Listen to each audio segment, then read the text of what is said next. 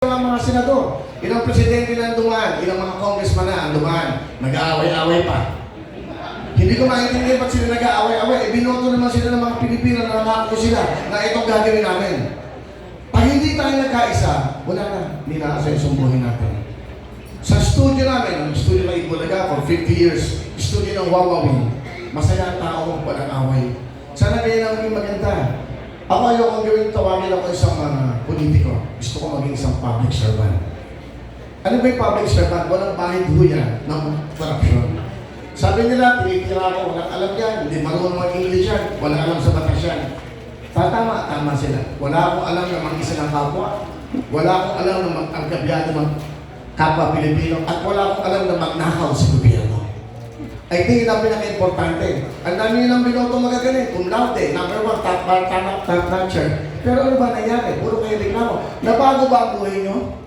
Nabago ba ang buhay na mahirap? Simple lang ang gagawin ko. Nakatugod ang puso ko.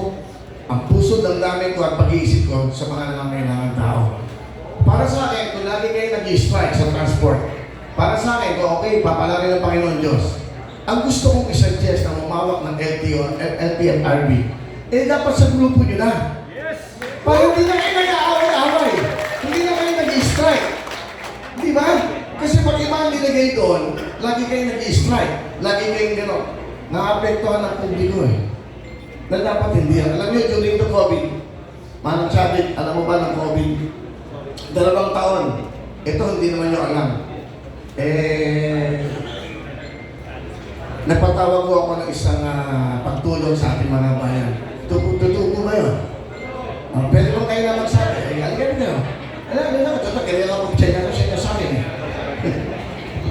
Gusto ko pong sabihin sa inyo, kami pong transport, lalo ng COVID, nabigyan po ng tulong ni Kuya Will. Ako po sa Atodap, ang nakuha ko po doon na pinamigay ko sa aking member, 1.2 million. Kasama po nito ang Pasakbata, yung po Pedodap na nawala na ngayon, namatay na si Kaseni. Tsaka si Efren Diluna po. Kasama namin yun sa LT Parvis po.